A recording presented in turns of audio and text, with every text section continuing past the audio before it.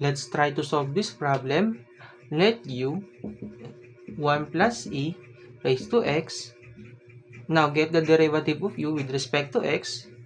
Du is equals to e raised to x dx.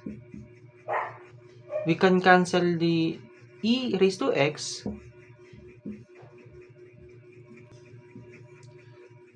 3 over u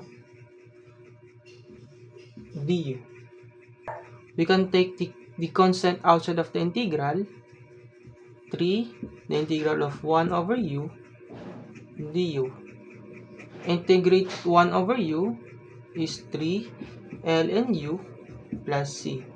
Substitute u 3 ln 1 plus e is to x plus c.